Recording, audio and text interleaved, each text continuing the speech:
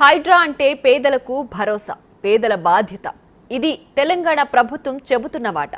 పేదల ఇళ్లను కూల్చేస్తున్నారంటూ వస్తున్న వార్తల నేపథ్యంలో వాటిపై ఉన్నతాధికారులు క్లారిటీ ఇచ్చారు. భవిష్యత్తు తరాల కోసమే అక్రమ నిర్మాణాలు కూల్చివేస్తున్నామని, పేదలకు ఎలాంటి అన్యాయం జరగబోదని హైడ్రా హామీ ఇచ్చింది. హైడ్రా అంటే పేదలకు భరోసా, బాధ్యత. నష్టపోయిన బాధితులకు డబుల్ బెడ్రూమ్ గృహాలు.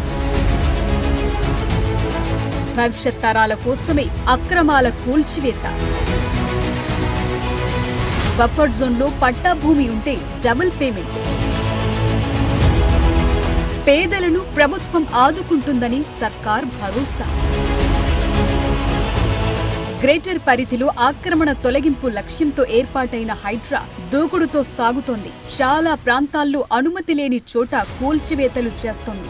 ఈ నేపథ్యంలో సోషల్ మీడియా వేదికగా వస్తున్న కొన్ని వార్తలపై హైడ్రా స్పందించింది. అనుమతి తీసుకొని ప్రభుత్వ భూముల్లో ఆక్రమణలు మాత్రమే తొలగిస్తున్నట్లు ప్రకటించింది. హైడ్రా అంటే భరోసా, బాధ్యత అని అధికారులు చెప్తున్నారు.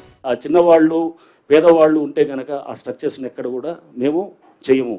అది వాళ్ళకి కావాల్సిన సఫిషియెంట్ టైం ఇస్తాం. సఫిషియెంట్ టైం ఇచ్చి వాళ్ళని వెకేట్ చేసుకునే దానికి కూడా వాళ్ళకి మేమంతా కూడా అక్కడ వాళ్ళకి ఆ పరిస్థితులు వచ్చేటటువంటిదిగా ఫెసిలిటేట్ చేస్తామని కూడా మేము చెప్తున్నాం.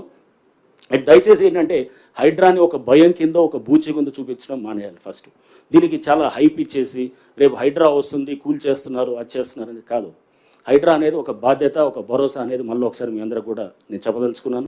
ఎన్ కన్వెన్షన్ కూల్చినప్పుడు పక్కనే ఉన్న నివాసాలను పడగొట్టలేదని అధికారులు చెప్తున్నారు. హైడ్రాపై లేనిపోని ఆరోపణలు చేస్తున్నారని మండిపడ్డారు. ఆక్రమణలు తొలగించకపోతే వరదలతో ప్రజలకే నష్టమని చెప్తున్నారు.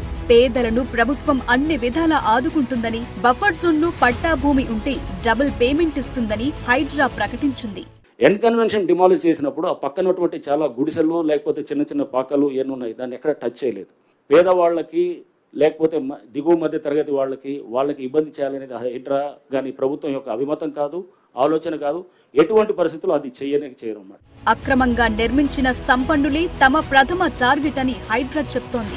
బిల్డర్లు తమ రక్షణ కోసం పేదలను ఉసిగొల్పుతున్నారని ఆరోపించారు. ఖాళీగా ఉన్న భవనాలను మాత్రమే కూల్చేస్తున్నామని, దేనిపై ఎవరూ ఆందోళన చెందనవసరం లేదని ప్రభుత్వం చెప్తోంది. అంటే ఇప్పుడు మాడిఫైడ్ దీంట్లో కూడా వాళ్ళని ఆ చిన్నవాళ్ళు, పేదవాళ్ళు ఉంటే గనక ఆ స్ట్రక్చర్స్ ఎక్కడ కూడా మేము చేయము.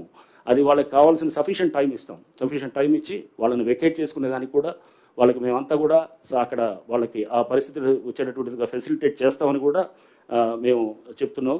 మూసీ సుందరీకరణ జరిగి తీరుతుందన్నారు Musi river front development corporation MD Danakishore. River bed లోని వారికి డబుల్ బెడ్రూమ్ ఇళ్లు కేటాయిస్తున్నామని, వాళ్లు కూడా హ్యాపీగా వెళుతున్నారని గుర్తు చేశారు. కొందరితో మాట్లాడాల్సిన అవసరం ఉందని దానకిషోర్ స్పష్టం చేశారు.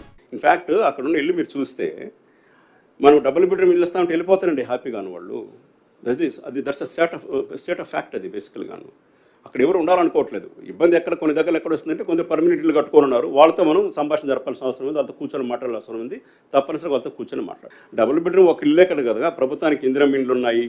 సో వాళ్ళు తప్పనిసరిగా మన తెలంగాణలో ఇక్కడ వచ్చి నివసిస్తూ ఉంటే వాళ్ళు కూడా పరిగణలో తీసుకోవాల్సిన అవసరం ఉంది. దాన్ని ప్రభుత్వం చర్చిస్తున్నాం. దాన్ని మూసి పరివాహక ప్రాంతంలో నివాసం ఉన్న వారిని బలవంతంగా ప్రభుత్వం పంపించడం లేదని తెలిపారు. హైడ్రా వచ్చి నివాసాలను కూల్చేస్తుందనేది తప్పని అన్నారు. ఇష్టపూర్వకంగానే 50 కుటుంబాలు డబుల్ బెడ్రూమ్ ఇళ్లకు మారాయని వెల్లడించారు. నేను ఏదైతే మనం 10,000 కోట్ల రూపాయల వర్క్లు అని చెప్పాను, గోదావరి నీళ్లు తీసుకొచ్చి నగరంలో తీసుకొచ్చేదానికి, దాంట్లో ఒక 5 TMC వాటర్ మనము ఉస్మాన్ సాగర్, హిమాయత్ సాగర్ తీసుకెళ్తున్నాం.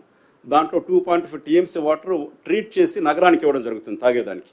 ఇంకొక 2.5 TMC వాటరు నదిలో ఉపయోగిస్తాం. ఒక 10 TMC వాటర్ గన్పూర్ రిజర్వాయర్ దగ్గర నుంచి ట్రీట్ చేసి నగరానికి వెస్ట్ సైడ్ అంతా ఉపయోగించకపోతున్నాం. దాని డిపిఆర్ అయిపోయింది, టెండర్ అయిపోయింది. 10,000 కోట్లతో మూసీ నీటిని శుద్ధి చేస్తామని, త్వరలోనే పనులు ప్రారంభిస్తామని దానకిషోర్ తెలిపారు. ఓవైసీ, మల్లారెడ్డి, పల్లా రాజేశ్వర్ రెడ్డికి చెందిన కాలేజ్లపై ఫిర్యాదులొచ్చాయని, విద్యా సంవత్సరం నష్టపోతారని, వాటిపై చర్యలు తీసుకోలేదని అధికారులు తెలిపారు. కూల్చివేత అంశంలో ధనిక, పేద అన్న తేడా లేకుండా నిష్పక్షపాతంగా పనిచేస్తున్నట్లు హైడ్రా చెప్తోంది.